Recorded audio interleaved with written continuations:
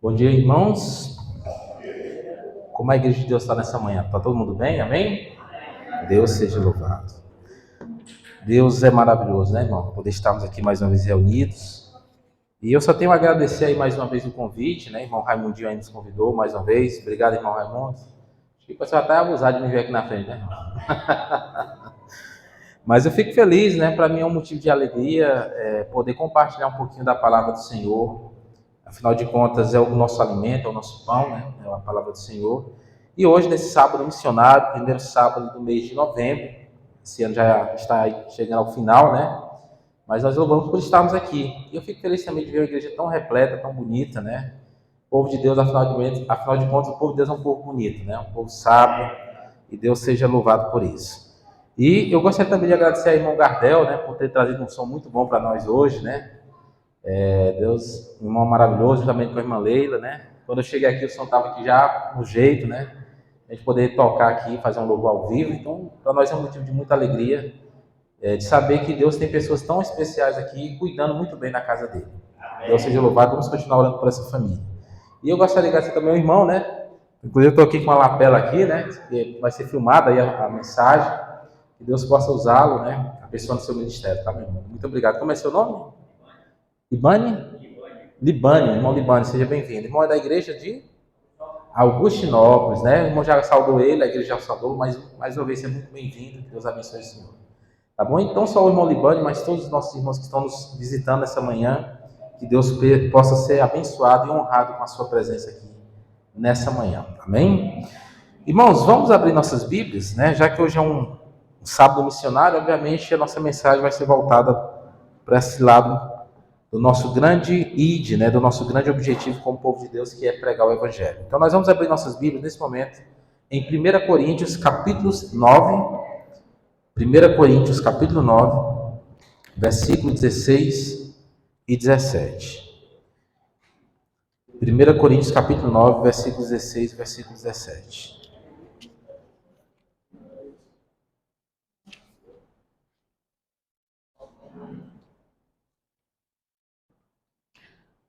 Todo mundo encontrou? Amém? 1 Coríntios, capítulo 9, versículo 16 e 17. Mas antes de lermos, irmãos, eu gostaria de convidá-los da maneira como nos encontramos assentados. Vamos curvar nossas frontes, vamos falar com Deus mais uma vez. Nosso eterno e soberano Pai, nós te honramos e te agradecemos por estarmos mais uma vez reunidos em teu santo nome. Estamos agora com a tua santa e bendita palavra aberta diante de nós. Que a tua palavra venha falar aos nossos corações com alegria, Senhor. Que possamos sair daqui transformados pelo teu santo e bom Espírito, Deus. Nos usa como instrumento em tuas mãos, pois a minha boca estará falando as tuas palavras, ó Deus, mas a palavra é tua, Deus. Então, nos usa como instrumentos, é o que nós te rogamos em nome de Jesus. Amém. 1 Coríntios, capítulo 9, versos 16 e 17 diz assim: Contudo, quando prego o evangelho, não posso me orgulhar, pois me é imposta a necessidade de pregar. E o versículo continua dizendo: ai de mim se não pregar o evangelho. E o verso 17 continua: porque se prego de livre vontade, tenho recompensa. Contudo, como prego por obrigação, estou simplesmente cumprindo uma incumbência a mim confiada. Irmãos, é interessante, né? Essas palavras foram escritas e faladas pelo grande apóstolo Paulo. Com certeza aí foi um dos grandes missionários que esse mundo já viu, né? Depois de Cristo, acredito que foi o maior missionário que a igreja já viu, foi o apóstolo Paulo. Um homem que fez 3 grandes viagens missionárias nos dias dele. Imagine só, naquela época não tinha a tecnologia que tem hoje, não tinha internet, não tinha avião, né? Não tinha automóveis, né? Na verdade, ele se locomovia basicamente por barco, né? Navegava muito naquela época, ou então lombo de animal, né? Caminhando sobre animais.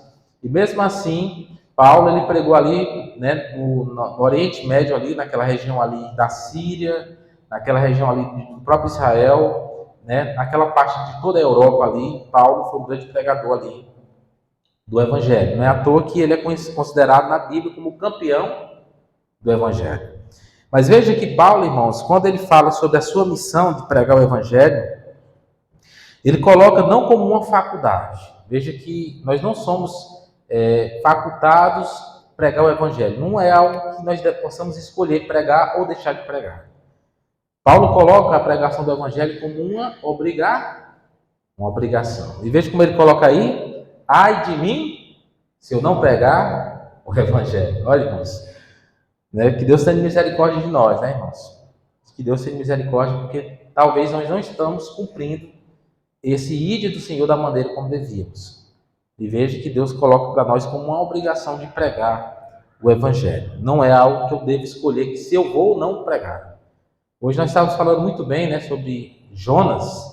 Eu acredito que essa mensagem de hoje é uma continuação do estudo da lição que nós estamos falando sobre o chamado de Jonas ali. Viu que Jonas, ele colocou muitas dificuldades para cumprir a missão de Deus, né? Tentou se esquivar da sua responsabilidade, tentou fugir ali daquele objetivo. E veja que Jonas, irmãos, ele não conseguiu fazer o plano de Deus. Ele não queria fazer aquilo que Deus determinou para ele. E muitas das vezes nós também, irmãos, nós temos um chamado, e nós sabemos que esse chamado é do próprio Cristo, né? Nós vamos ler daqui a pouco 2 textos muito interessantes, mas nós sabemos que o chamado é de Deus.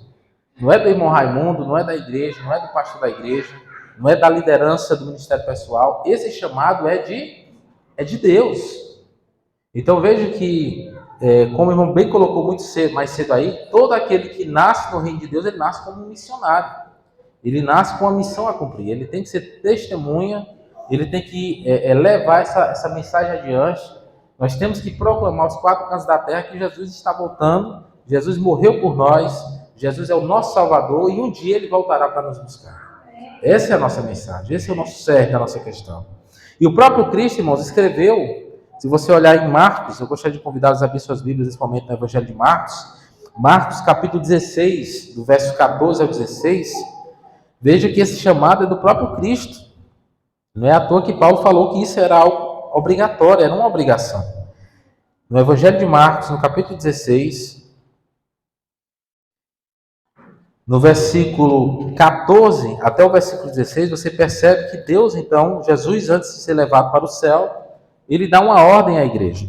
E olha o que diz a palavra do Senhor. Marcos, capítulo 16, do verso 14 ao 16, ele fala assim: mais tarde, Jesus apareceu aos 11, enquanto eles comiam. Censurou-lhes a incredulidade e a dureza de coração, porque não acreditaram nos que o tinham visto depois de ressurreto. E o versículo 15 fala assim, e disse-lhes: vão pelo mundo todo e preguem o evangelho a todas as pessoas. Quem crer e for batizado será salvo, mas quem não crer será condenado. Então veja que Jesus deu uma ordem direta: vão. Veja que o verbo está no imperativo, é uma ordem, não é uma opção. Jesus não falou assim: olha, se vocês quiserem, se tiverem tempo, vão lá e preguem. Não. Jesus falou: ide, vão, né? No imperativo, uma ordem. Então, Jesus, ele nos deu essa incumbência de pregar o evangelho. E veja que a responsabilidade sobre aqueles discípulos ali era muito grande. Eles tinham a missão de levar o evangelho para o mundo inteiro, né? O mundo inteiro. Nós sabemos que nos dias dos discípulos, o globo terrestre não era tão amplo quanto é hoje, no sentido de haver tantos continentes, né? Naquela época ainda não havia sido descoberto as Américas, a Oceania, mas mesmo assim tinha ali a Europa, tinha ali a África, tinha toda a Ásia ali para ser levado o evangelho. Apesar que a Bíblia nos fala mais sobre o ministério de Paulo e de Pedro, e onde eles se limitaram mais ali naquela região da Judéia e aquela parte do Império Romano ali, né, na parte da Europa, mas nós sabemos, irmãos, que existiam outros discípulos que levaram o evangelho para outras partes do mundo. Por exemplo, alguns falam que Tomé levou o evangelho para a Índia, né? A Bíblia não nos relata isso, isso é a história que nos revela. Outros levaram o evangelho para o Egito, outros levaram ali para o norte da África, mas todos eles tinham um objetivo, eles tinham que espalhar o evangelho, ao ponto que Paulo ele chega a afirmar em Colossenses, né, que ele, na sua geração, pregou o evangelho a toda criatura debaixo do sol, né? Então existe aí uma briga teológica, alguns dizem que é uma hipérbole de Paulo, um exagero, outros acreditam que de fato os discípulos conseguiram, em um intervalo de mais ou menos 40 anos, do ano 31 até mais ou menos o ano 67, 70 ali da era cristã, eles conseguiram levar esse evangelho aí para o mundo inteiro. E tudo isso, irmãos, foi graças ao poder do Espírito Santo que foi derramado através da chuva temporã sobre a igreja primitiva, né? E em Mateus capítulo 28, versos 18 a 20, Jesus também confirma dizendo: Ide, portanto, fazei discípulos em todas as nações, ensinando-os a guardar todas as coisas que vos tenho dito, né? E eis que estou convosco todos os dias até a consumação do século. Então Jesus, ele deu uma ordem ali, né? Jesus, ele ressuscitou. Jesus, ele preparou aqueles discípulos durante 3 anos e meio. Aqueles homens andaram com Cristo, conviveram com Jesus, aprenderam de Jesus como pregar, fazer milagres. Então eles viveram uma vida de pregação ali durante 3 anos e meio. E depois de 3 anos e meio, Jesus morreu, mas a Bíblia fala que ele ressuscitou no 3º dia. Depois que ele ressuscitou, a Bíblia fala que ele ainda permaneceu 40 dias ali com os discípulos, pregando, ensinando, principalmente no que diz respeito às profecias que falavam sobre o Messias. Afinal de contas, quando Jesus morreu, para aquele grupo ali foi um grande desapontamento. Eles não entendiam o que tinha acontecido com Jesus, por que Jesus tinha que ter morrido. Porque na visão dos judeus da época de Cristo, assim como é a visão até hoje, os judeus até hoje eles estão aguardando o que, irmãos? O Messias, né? Eles estão aguardando o Messias. Para eles, Jesus não é o Messias. Na visão de um judeu, eles acreditam que o Messias seria aquele que seria mais sábio do que Salomão. O Messias seria aquele que iria reconstruir o templo de Jerusalém. O Messias seria aquele que iria restaurar o reino de Israel e tornaria Jerusalém a sede do poder mundial, assim como foi nos dias de Salomão, nos dias de Davi, um grande império, né? Então, na visão deles, Jesus não se encaixava naquele perfil. Então, Jesus não poderia ser o Messias. Como é que um homem simples, filho de um carpinteiro, um homem sem posses, um homem que pregava sobre um reino eterno, mas que não era aqui da terra, era um reino lá do céu, esse homem não poderia ser o Messias. E os discípulos, por muito tempo, eles ficaram naquela dúvida: será se realmente Jesus é o Messias? E Jesus, então, depois que ressuscitou, ele então passa a ensiná-lo, a mostrar nas Escrituras que, na verdade, o Messias precisava vir antes, morrer. Existem duas partes do ministério do Messias. Existe a primeira vinda, quando ele teria que tomar o lugar da humanidade e morrer por ela, pagar o preço do pecado, resgatá-lo do pecado. Aí sim, depois ele voltaria uma segunda vez para assim estabelecer o seu reino eterno. Nós já acreditamos, irmãos, que Jesus está muito próximo de voltar. E quando ele voltar, sim, ele irá estabelecer o seu reino eterno para todos nós. Nós seremos súditos do reino de Deus. Como está descrito lá no livro do Apocalipse, capítulo 21, capítulo 22, quando fala da nova terra, da nova Jerusalém, o império de Deus aqui na terra. Só que enquanto isso, os discípulos acreditavam que não, Jesus teria que já vir logo, tinha que libertar ele dos romanos. Afinal de contas, quando Jesus veio aqui, os judeus viviam escravos ali dos romanos, eram sujeitos ao Império Romano, e eles queriam alguém que libertasse ele daquele poder, daquela humilhação, e Jesus não foi aquela pessoa que se encaixou nesse perfil. Então, quando Jesus entrou na cidade de Jerusalém, ali, uma semana antes da sua morte, na entrada triunfal, as pessoas vibravam, porque na cabeça dele, Jesus estava indo ali agora para implantar o reino, agora sim vai dar certo, agora o homem vai. E Jesus era perfeito para aquilo. Jesus era um líder perfeito, irmão. Você já imaginou você ter um líder que multiplica pães e peixes, que ressuscita pessoas dos mortos? Era perfeito um líder desse. Podia montar um exército enorme. Se faltasse comida, alimentava todo mundo. Se alguém morresse ou fosse ferido em batalha, ressuscitava ou curava. E vamos para cima dos homens, vamos invadir ali, vamos destruir. Então era isso que os discípulos imaginavam. E quando eles perceberam que Jesus não estava fazendo nada demais, que Jesus não gerou uma rebelião ali, e as coisas não aconteceram, eles não entenderam. E pior de tudo, Jesus ainda foi morto, crucificado, justamente pelo império que eles imaginavam que Jesus viria para libertá-los. Então, depois de 40 dias, Jesus começou a ensiná-lo, Isaías, os Salmos, toda a parte da lei de Moisés, tudo aquilo que falava sobre o Messias. Ele tinha que morrer, ele tinha que sofrer, mas depois ele iria ressuscitar. E agora ele dá uma ordem aos seus discípulos: agora vocês vão e ensinem tudo isso para as pessoas lá de fora. Pregue o que eu estou ensinando para vocês. Fale para eles que o Messias já veio. Ele morreu pelos pecados da humanidade. Vocês têm que pregar isso. E os discípulos então partiram a pregar o Evangelho. E durante muitos anos eles saíram espalhando essa mensagem pelos 4 cantos da terra. Até que chegou em nós. Nós somos aí frutos desse Evangelho que foi pregado pelos discípulos lá no primeiro século da era cristã. Há quase 2000 anos atrás. E graças a Deus que o Evangelho chegou até nós. E nós temos aí a Bíblia em nossas mãos e nós temos essa história para compartilhar para as pessoas ao nosso redor. Mas é interessante, irmãos, que Nós temos uma ordem, nós temos que pregar o Evangelho. O próprio Cristo nos deu essa ordem. O próprio Cristo falou que ele só voltaria depois que esse Evangelho fosse pregado em todo nação, língua, reino e povo. Como está lá em Mateus 24, 14, que ele fala, e será pregado o Evangelho do reino, então virá o fim. Então, o Evangelho tem que ser pregado. Mas, afinal de contas, irmãos, o que é o Evangelho? A gente fala muito sobre pregar o Evangelho, mas, afinal de contas, o que seria o Evangelho? Na prática. Nós sabemos que a palavra Evangelho vem do grego e significa boas novas. O Evangelho significa as boas novas do Cordeiro. Nós temos uma notícia boa para dar ao mundo. Você está em pecado, mas não se preocupe. Jesus morreu pelos seus pecados. Não se preocupe, Jesus vai voltar e vai te salvar e te levar para o céu. Mas, afinal de contas, irmãos, isso na prática, o que seria a pregação do Evangelho?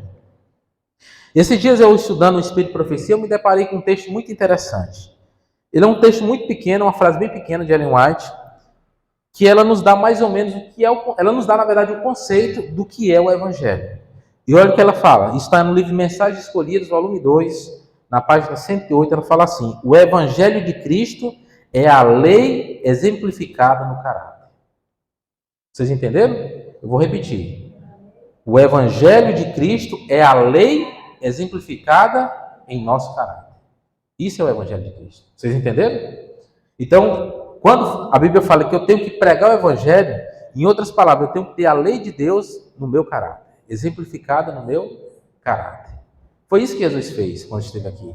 O que é que Jesus fez? Jesus veio para, na opinião de vocês, Jesus veio para acabar com a lei ou ele veio para ampliar a lei de Deus? Ele veio para ampliar, certo?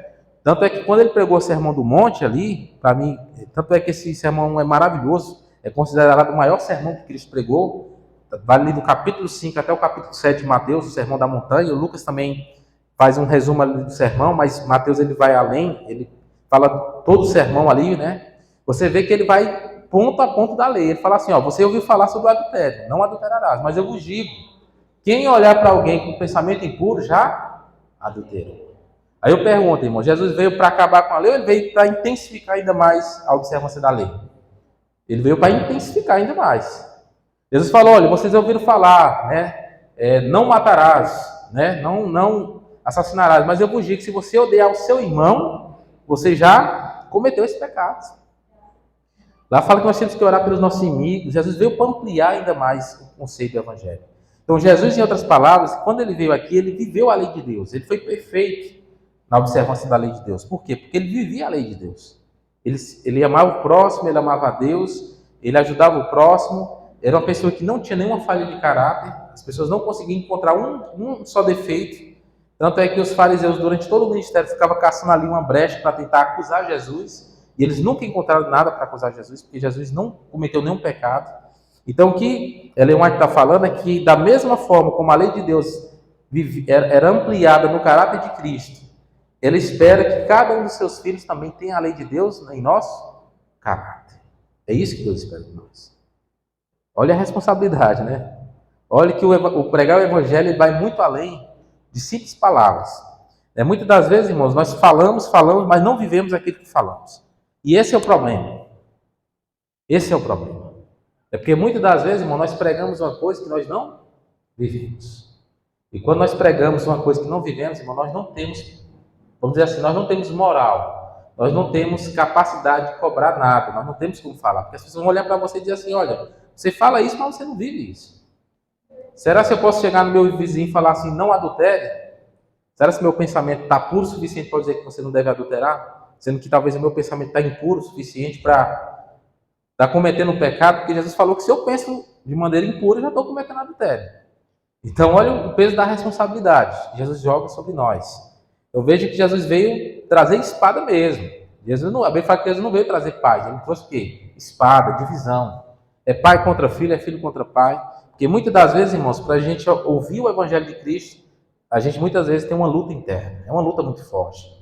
É aquilo que Paulo dizia, né? Era a luta entre a carne e o espírito. De um lado, a gente sabe o que é a verdade, a gente conhece a verdade, mas muitas vezes a gente não consegue viver a verdade. E esse é o nosso desafio, irmãos, é viver a verdade. Não apenas de forma teórica, mas de forma prática em nossa vida. Em outras palavras, nós não devemos falar do Evangelho, e sim viver o Evangelho. Amém, irmãos? Nós não devemos falar do Evangelho, nós temos que viver o Evangelho. Nós temos que ser exemplo. Tem uma frase aí muito famosa no meio cristão, irmãos, de autor desconhecido, mas alguns dizem que alguns atribuem essa frase a São Francisco de Assis, é o seguinte, ele dizia o seguinte: pregue o Evangelho em todo o tempo, se necessário, use palavras. Vou repetir, ele dizia o seguinte: pregue o Evangelho em todo o tempo, se for preciso ou necessário, use palavras. Sabe o que ele estava querendo falar para nós, irmãos? Que muito maior do que um estudo bíblico que eu dou para o meu vizinho, é o meu exemplo. É como eu trato ele, é como eu trato minha esposa, é como eu trato meu filho. Irmãos, o que adianta eu falar para um casal lá que Jesus ama ele, Jesus quer abençoar a família dele, Jesus quer mudar a vida da família dele, se eu vivo uma vida ruim com minha família da minha casa? Se eu sou um mau esposo, se eu sou um mau pai para meu filho? Eu não vou ter, irmãos, propriedade para falar. É que nem a gente escuta muito aí, é uma verdade. A gente escuta muito isso aí fora, as pessoas dizerem o seguinte: se for para mim ser crente, que nem fulano de tal ali, eu prefiro ficar. Não tem isso, irmãos? A gente escuta muito isso. Rapaz, se for para mim ser crente, que nem fulano de tal ou ciclano, eu prefiro viver no mundo mesmo, na perdição.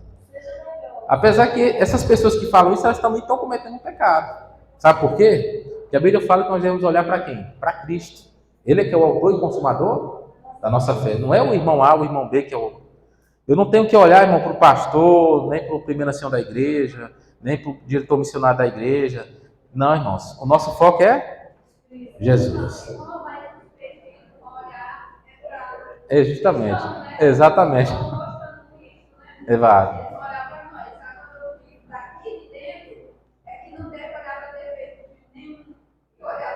É verdade. É verdade. É como o Rodrigo Silva fala, né, irmão? Muitas das vezes a única Bíblia que as pessoas lá fora vão conhecer é a minha vida. Às vezes vai ter pessoas que nunca vai ter a oportunidade de abrir uma Bíblia diante dela, mas se ele olhar para uma pessoa e ver que aquela pessoa é diferente, ele vai querer saber qual é o segredo daquela pessoa. Né, irmão? O irmão gosta muito de trazer muito exemplo prático. E eu acho muito interessante a forma como ele aborda o Evangelho. Trazendo para a vida prática. E é verdade, o Evangelho tem que ser uma coisa prática.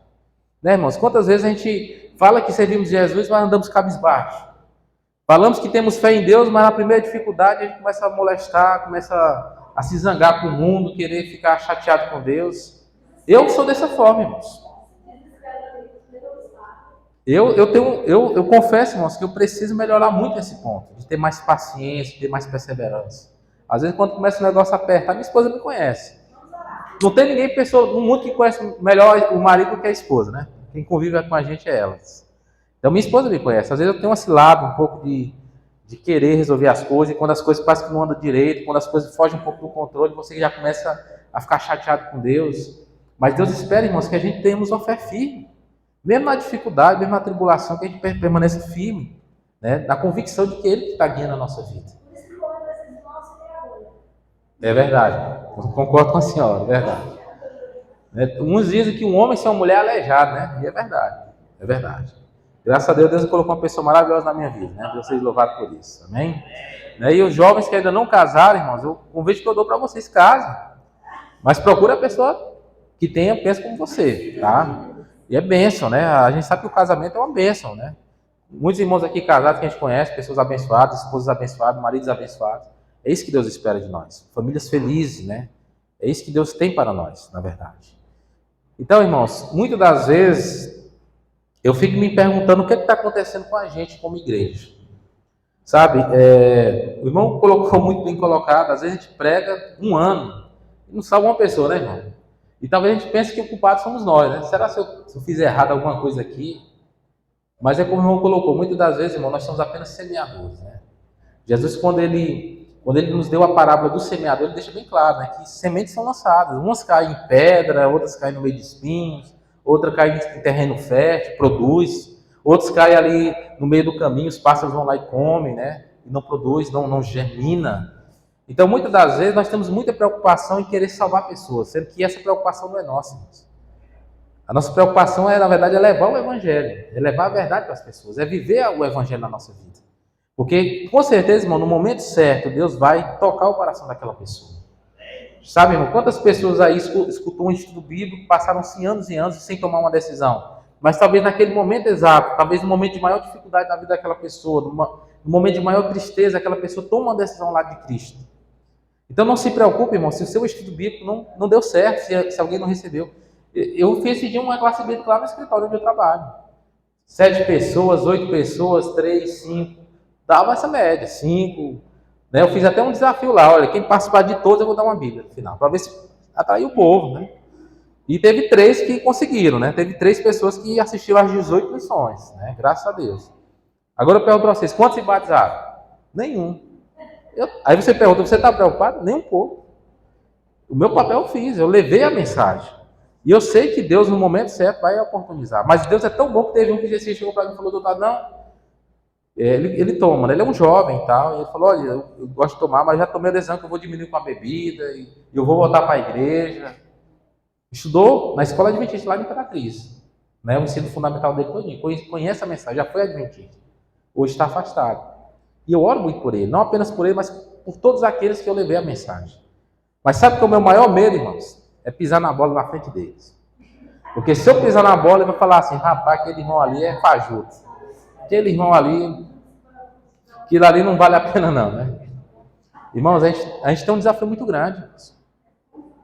Não é fácil. Quantas vezes, irmãos, eu já pedi perdão a Deus pelas oportunidades desperdiçadas na minha vida. Fiquei 5 anos na faculdade, não salvei uma pessoa para Jesus. E depois eu fico imaginando, rapaz, que oportunidade perdida. Tantas pessoas que tenham convivido durante esses 5 anos. Eu poderia ter dado um bom testemunho, mas eu não dei um bom testemunho para aquelas pessoas. Sabe, irmãos, ainda bem que nós somos salvos pela graça de Cristo. É isso que me alegra o coração, essa certeza que nós somos salvos pela graça. Porque se fosse por obras, irmão, nenhum de nós estaríamos capacitados para ir lá para o céu. Nenhum. Martinho Lutero é que dizia, né, que se alguém fosse salvo pelas obras, essa pessoa seria ele mesmo. Porque ele foi uma pessoa que sempre se dedicou muito, né? E ele cresceu, né, ouvindo isso. Ele era monge ali da Igreja Católica e ele ouviu que as pessoas tinham que praticar boas obras para alcançar a vida eterna. E é por isso que ele praticava penitências, ele passava noites em oração, né, e jejuava, e desde cedo se voltou para o lado do ministério, né, se tornou um monge ali, católico. E um dia, isso está no livro Grande Conflito, né, eu acho que todos já leram em algum momento, ele fala que ele estava lá em Roma, ele foi fazer uma peregrinação em Roma, e ele estava subindo ali as escadarias de Pilatos. Segundo ele, segundo a tradição romana da época, da Igreja Católica, aquela escada que ele estava subindo ali de joelhos era a mesma escada que Jesus tinha subido lá em Jerusalém. E segundo eles, né, que de alguma forma miraculosa, Deus transportou essa escadaria lá de Roma, de Jerusalém para Roma. E Martinho Lutero então estava subindo aquelas escadas de joelhos. E de repente ele ouve uma voz que dizia assim: o justo viverá pela fé. E ele saltou de repente e ficou em pé. Ele sabia que não era as obras que iriam salvar, mas é a graça de Cristo. Então nós sabemos, irmãos, que é a graça que nos salva, né? Mas as boas obras, elas têm sua relevância também. Afinal de contas, a Bíblia fala que a fé sem obras é o que, irmãos? É morte. E é por isso que nós temos que buscar em Deus o equilíbrio entre as boas obras e a fé em Cristo. Nós não podemos ser legalistas ao ponto de acreditar que tudo que eu faço de bom vai me levar para o céu, porque se eu pensar dessa forma, eu estou pensando como os fariseus da época de Jesus. Esse foi o grande erro dele. E Jesus dizia que aquele povo era hipócrita. Sabe por que aquele povo era hipócrita? Porque ele pregava uma coisa que eles não viviam. Eles ensinavam para o povo, mas eles mesmos não faziam nada. Certo? Nós não podemos ser hipócritas. Nós temos que viver aquilo que nós pregamos. Pedindo a força a Deus, obviamente, irmãos, com nossas limitações, com nossas fraquezas. Porque nós somos fracos. Muitas das vezes nós estamos naquela luta que Paulo enfrenta, né? O bem que eu quero eu não faço, mas o mal que eu não quero, esse eu faço. Então, irmãos, muitas das vezes nós estamos cometendo o mesmo erro de achar que é o bom caráter, são as boas obras que eu faço, que vai me levar para o céu, que eu tenho que dar o estudo bíblico, se eu não der o estudo bíblico, irmãos, não é isso, irmãos. Não é isso pregar o evangelho. Obrigado. Valeu. Muito obrigado. Não é isso que é pregar o evangelho. Não é a quantidade de estudo bíblico que eu dou, não é a quantidade de folhetos que eu entrego, não é isso. E também não estou falando que isso não é importante, isso sim é muito importante, irmãos, mas não é tudo. Porque muitas das vezes, irmãos, quando nós pensamos em missão, em pregar o evangelho, a primeira coisa que nós temos, eu tenho que montar uma classe bíblica, eu tenho que fazer um pequeno grupo na minha casa, eu tenho que visitar. Isso é maravilhoso, irmãos, e continue fazendo, porque isso é a vontade de Deus. Mas não é tudo. Lembre disso, não é tudo. Sabe? Eu vou conseguir pregar o evangelho, irmãos, no dia que eu estiver tão alegre, no dia que a palavra de Deus for tão viva na minha vida, que eu vou ter vontade de falar de Jesus para as pessoas. Vai ser algo natural. Não vai ser obrigado, irmão Raimundo, chegar aqui e me obrigar e falar, irmão, vamos, sábado à tarde, vamos fazer a visita, né, irmão? E chama, não vem ninguém, né, irmão? O irmão fica triste, mas é natural. Sabe, irmão, se nós tivermos uma vida íntima com Deus, vai ser tão bom, irmãos. É como você assiste um filme aí, né? Pessoas que gostam de filmes. Então, tem aquele filme que chamou a sua atenção? Não foi bom aquele filme? E a vontade que você tem o quê? De falar para todos os seus amigos, rapaz, eu assisti um filme ali que foi maravilhoso e uma temática muito boa.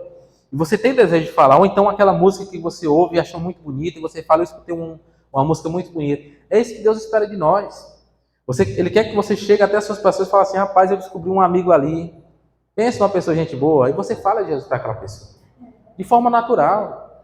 Sabe, assim, é as bênçãos que Deus coloca sobre a sua vida. Sabe, é o privilégio de fazer parte do povo de Deus. Irmão, nós somos um povo privilegiado. Irmãos, nós somos um povo privilegiado. Louvado seja Deus por isso. Nós temos a verdade plena. Deus nos deu a verdade plena para nós. Sabe, você já parou para analisar a quantidade de igrejas que existe no mundo, igrejas cristãs, e nós temos a verdade plena? Não estou dizendo que os irmãos lá de fora estão perdidos, não, irmãos. É como o irmão Raimundo colocou. Hoje a maioria dos salvos estão lá fora. E muitos nem na igreja não estão ainda. Eu não estou falando aqui de salvação, o ponto não é esse. O que eu estou falando aqui é de verdade bíblica. Irmão, nós temos a verdade. Sabe? Nós somos um povo que nasceu, essa igreja nasceu de um cumprimento profético, de um movimento profético. Daniel capítulo 9, né? Das 2.300 de manhã, o santuário será purificado. Foi desse movimento que surgiu o movimento adventista, de onde surgiu essa igreja. Então nós temos muitas verdades, o problema é que muitas vezes nós não estamos dando o pleno valor a essas verdades que temos. Sabe, Deus tem tanta coisa boa para nos ensinar, irmãos. Deus quer mudar a nossa vida, o nosso caráter, quer mudar os nossos hábitos. Deus quer mudar o nosso estilo de vida. Deus quer mudar a maneira como pensamos, aquilo que assistimos. Eu já falei aqui em outra ocasião sobre a questão, né, daquilo que assistimos, daquilo que estamos gastando nosso tempo, que poderia ser por uma coisa proveitosa, às vezes por uma coisa ruim. Irmãos, tem tanta coisa boa, irmãos. Que pena que muitas das vezes, quando a gente vai descobrir, já é tarde demais. A gente perdeu tanto tempo, né? Tanto tempo jogado fora. Eu mesmo, eu fico imaginando assim, quanto tempo eu joguei fora da minha vida, porque não soube aproveitar o melhor que Deus tem para mim. Deus tem algo melhor para você, irmãos. Deus tem o melhor para cada um de nós. Mas eu que tenho que escolher receber o melhor de Deus na minha vida. Né? É uma faculdade que Deus me dá. Mas continuando aqui, irmãos.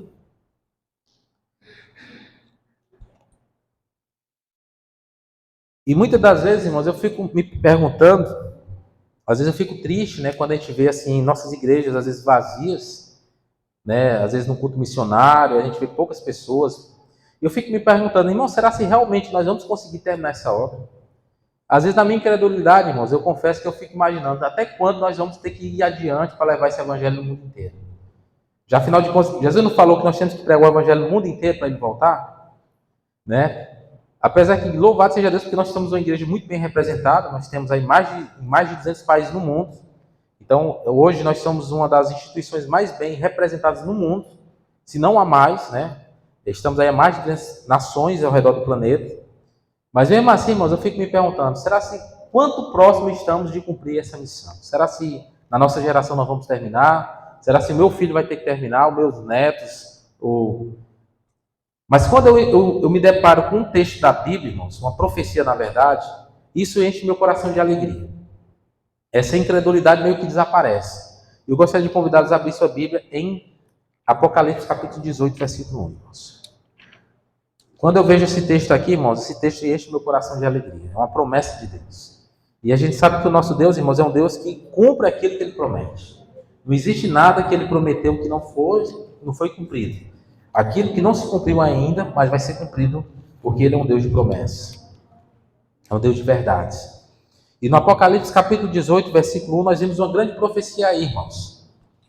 No versículo 1 do Apocalipse 18 fala assim, eu queria que vocês acompanhassem comigo, diz assim, ó. Depois disso, vi outro anjo que descia dos céus. Tinha grande o que, irmãos? Autoridade. E a terra foi iluminada por seu esplendor. Vamos parar aqui, irmãos. Em outros textos fala por sua glória, né? Por seu esplendor. Irmãos, Quando eu leio esse texto aí, por muito tempo eu não entendi o que significava isso. Mas depois eu fui estudar com mais calma e entendi o que significa isso. Isso, na verdade, irmão, é uma promessa de que um dia essa terra escura, mesmo cheia de pecados, cheia de tantas religiões, sabe, pessoas que não querem compromisso com Deus, um dia a Bíblia fala que essa terra será iluminada pela glória desse anjo forte que João viu. E nós sabemos que anjo é um símbolo de quê, irmãos? Dos mensageiros, do povo de Deus. Em outras palavras, o que Deus está nos prometendo aqui em Apocalipse 18 é que um dia o povo de Deus vai viver de uma maneira tão santa, tão pura, que ele vai iluminar esse mundo inteiro com a sua glória. E as pessoas vão reconhecer que existe um povo verdadeiro aqui no meio deles. Quando nós lemos em Hebreus, vamos ler também, irmãos, Hebreus capítulo 1. Aliás, Hebreus capítulo 1. Mas antes disso, desculpe, nós vamos para Abacuque. Abacuque capítulo 2, versículo 14. São muitos os textos, irmãos, mas nós já vamos concluir aqui. Abacuque capítulo 2, versículo 14. Abacuque é daqueles livrinhos pequenininhos, né, do finalzinho do Antigo Testamento, mas que é muito interessante. Deus tem uma mensagem maravilhosa. Olha o que diz aí em Abacuque, capítulo 2, versículo 14. Deixa eu ver se eu encontro aqui, irmãos. A Bíbliazinha aqui é Abacuque. Encontrei aqui, irmãos. Abacuque, capítulo 2, versículo 14. Olha o que diz a palavra do Senhor. Mas a terra se encherá do que, irmãos? Do conhecimento da glória do Senhor, como as águas enchem o mar. Mais uma vez Deus promete, irmãos, que um dia toda essa terra se encherá da glória do Senhor, do conhecimento do Senhor. Então, irmãos, não fique triste se você acha que humanamente é quase impossível a gente pregar para esse mundo inteiro. Sabe, irmãos, eu fico me perguntando, realmente, nós estamos em mais de 200 países. Mas esses dias atrás eu fiquei sabendo, irmãos, por exemplo, no Iraque, Oriente Médio, nós temos uma grande dificuldade naquela janela 1040 ali. Ali é o lugar mais difícil de o evangelho entrar. Pega ali a Europa, pega ali o Oriente Médio, pega ali o Norte da África, principalmente nos países ali árabes, né, de tradição árabe, países muçulmanos. Vocês sabem falar quantas igrejas adventistas tem no Iraque? Ah, acertou. Tinha duas, irmãos. Uma ficava na capital, mas foi destruída por um bombardeio, e a outra no interior. Nós temos uma igreja adventista no país. E quando você olha assim para a profecia bíblica que fala que o evangelho vai ter que ser pregado no mundo todo, e você olha para a nossa realidade, eu fico pensando, rapaz, será que vai ser na nossa geração mesmo? Eu lembro que uns anos atrás, o pastor Ted Wilson, né, o nosso presidente aí da Associação Geral, ele fez um voto pedindo oração para que a igreja orasse pelo derramamento do Espírito Santo. Porque a igreja chegou à conclusão, irmãos, que só o Espírito Santo de Deus vai poder nos dar esse impulso para levar essa obra adiante. Sabe por quê? Porque a igreja ela não consegue crescer na mesma proporção que o mundo cresce. Ou seja, todo dia nasce pessoas e morrem pessoas. E todo dia muitas pessoas são batizadas, amém por isso. Mas se você for pegar a proporção que a igreja cresce, não é a mesma proporção que o mundo cresce. E que as pessoas estão morrendo. Então, na época lá, eu lembro que uns anos atrás, houve esse voto da Associação Geral, foram lidos em algumas igrejas, que a igreja tinha que clamar e buscar o batismo do Espírito Santo, a chuva ser hoje. Nós sabemos, irmãos, que quando a obra foi iniciada, no dia de Jesus, Deus derramou o Espírito Santo sobre os 120 apóstolos que tinha ali, os discípulos. A Bíblia fala que por volta de 120 pessoas receberam o Espírito Santo ali, na igreja de Jerusalém. E dali o evangelho foi levado para o mundo inteiro. Aí eu fico imaginando, se através de 120 homens, naquela época, cheios do Espírito Santo, eles levaram o evangelho para o mundo inteiro. Não tinha internet, não tinha TV Novo Tempo, não tinha rádio Novo Tempo, não tinha avião, sabe, não tinha WhatsApp, não tinha Facebook, não tinha redes sociais nenhuma. E eles conseguiram. Porque na obra não é nossa, irmãos, a obra é de Deus. Não vai ser nós que vamos fazer isso, é Deus que vai fazer, irmãos. Nós somos apenas os semeadores, né, irmãos? Nós estamos aqui apenas para semear, mas quem vai fazer com que a coisa aconteça é Deus, irmão, no momento certo. E eu creio nisso. E quando eu olho para esse texto de Apocalipse 18, quando eu olho para esse texto de Abacuque capítulo 2, versículo 14, que fala que a terra inteira se encherá do conhecimento de Deus, irmãos, eu creio que isso vai acontecer em nossa geração, irmãos. Eu quero fazer parte daqueles que verão Jesus voltar, irmãos. Eu creio nisso. Eu sinto esse desejo no meu coração. Mas se eu não puder Mas eu quero pelo menos fazer parte daqueles que irão ressuscitar na primeira ressurreição. Deus seja louvado. Mas afinal de contas, irmãos, quando a Bíblia fala que a terra se encherá da glória de Deus, que glória é essa, irmãos? Vamos abrir nesse momento a Hebreus, agora sim, o livro de Hebreus. Hebreus capítulo 1, do versículo 1 ao versículo 3. Hebreus capítulo 1, do versículo 1 ao versículo 3.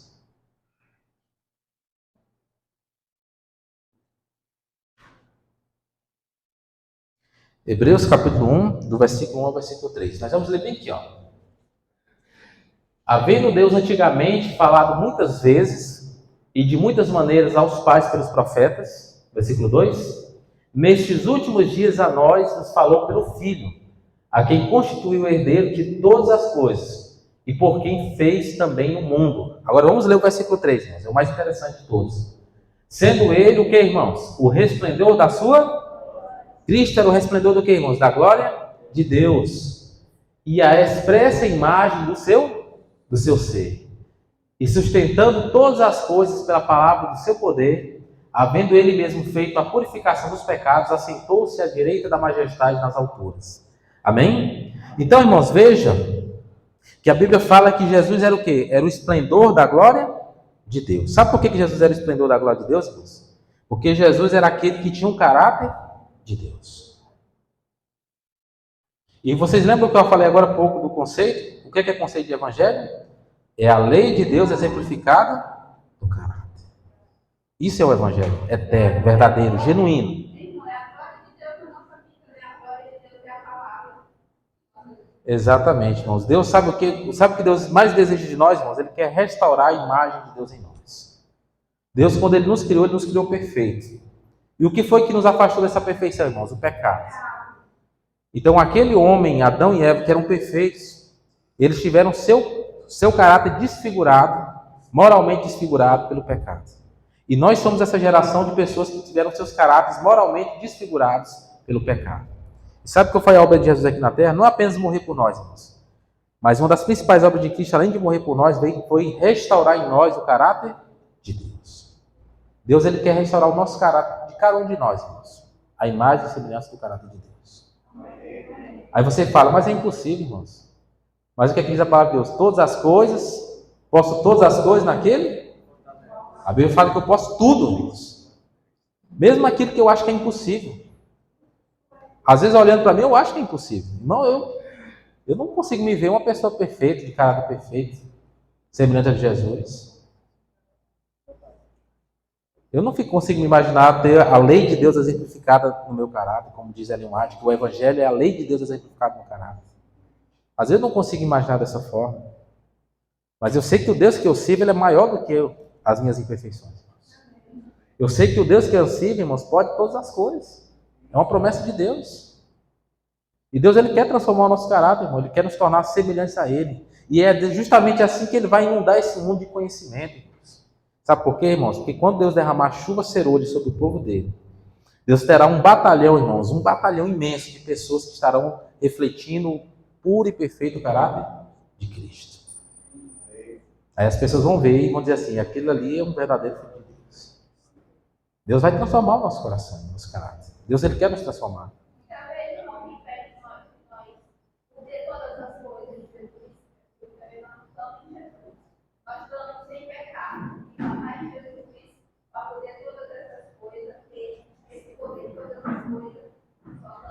É verdade, irmão. Com certeza. Deus, ele tem o poder de nos transformar, irmãos.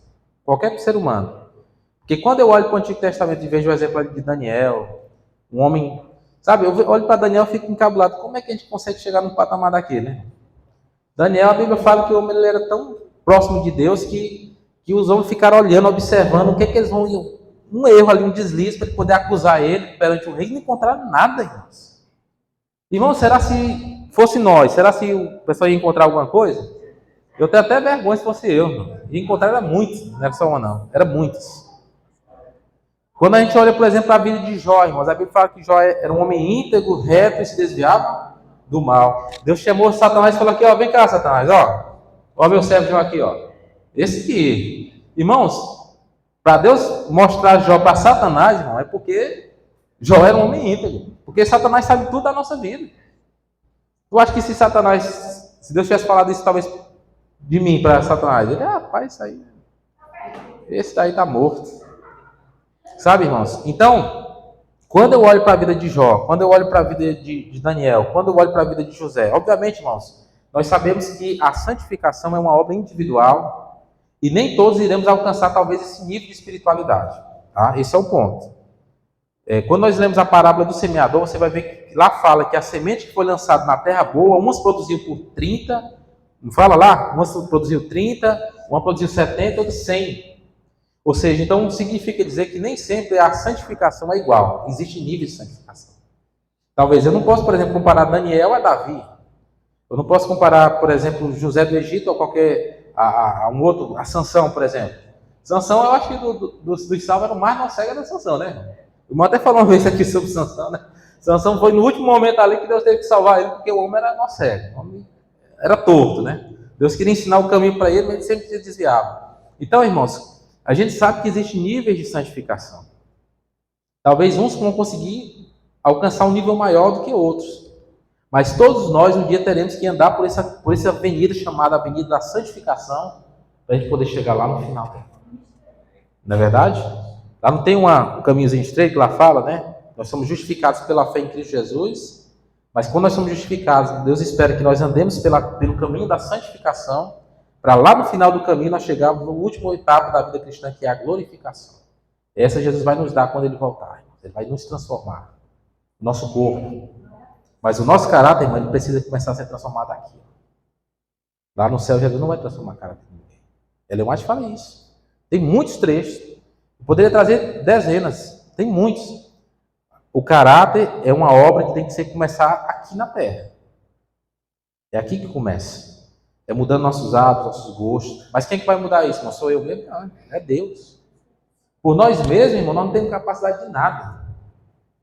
Sabe, quando eu olho para mim, é como diz um pregador, quando eu olho para mim, eu não consigo me ver salvo, né? Eu não consigo ver nenhuma hipótese de salvação. Mas quando eu olho para Jesus, eu não consigo ver nenhuma hipótese para me perder, porque Jesus morreu por mim.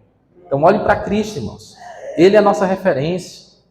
Muitas vezes eu quero olhar para o meu irmão, mas eu sou melhor que fulano de tal, eu sou melhor que esse clã, sabe, irmãos, o problema é que nós estamos usando os seres humanos como referência.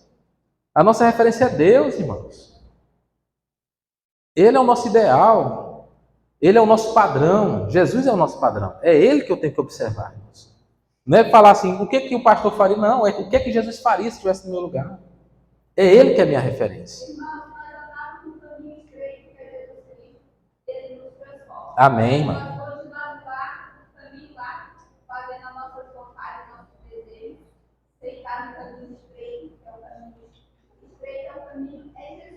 É verdade.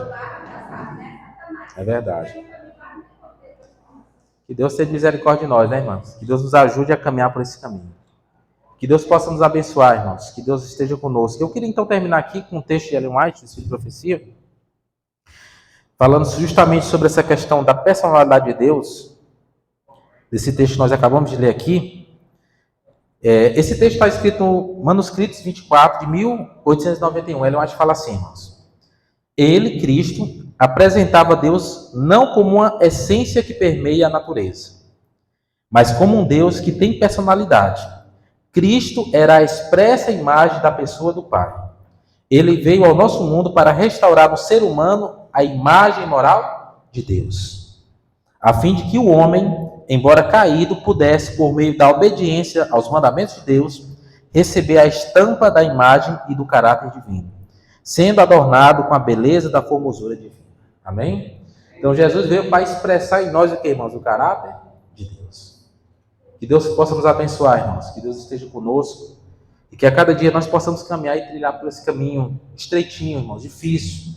O caminho da santificação, irmãos. É o caminho da abnegação. O caminho em que não é a minha vontade que eu tenho que fazer, irmãos. É a vontade de Deus. E permitir que Ele trabalhe, irmãos, e corrija cada dia a nossa vida. Nós somos enfermos espirituais. Nós precisamos da transformação do Espírito Santo. É só Deus que pode fazer isso por nós. Irmãos. Nós não podemos. Mas que Deus nos abençoe.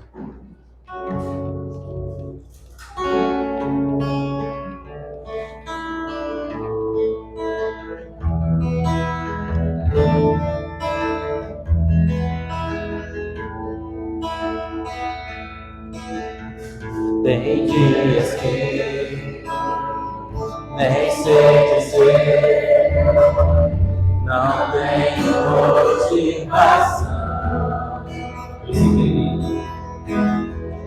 Eu sinto em mim uma dor sem fim, não sei dizer a razão. Consigo ainda, Jesus, os teus joelhos dobrar e orar perante Deus, infinita chorar e abrir o meu coração, e abrir o meu coração.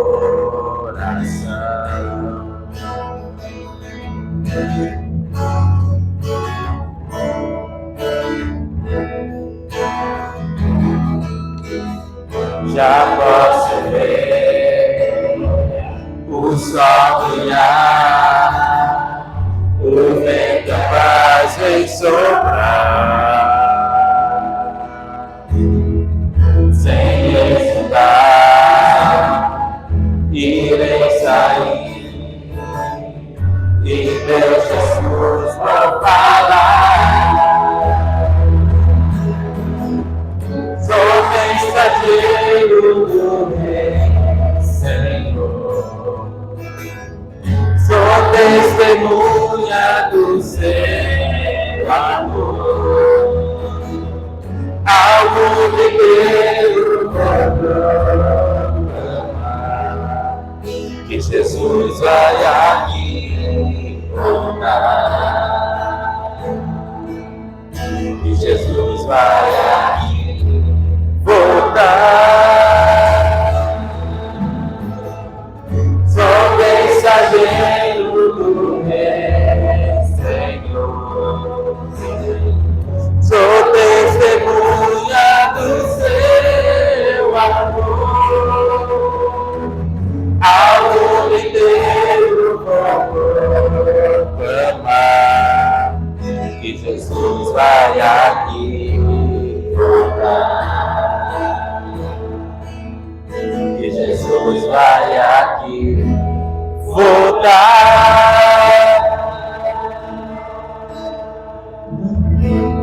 Amém.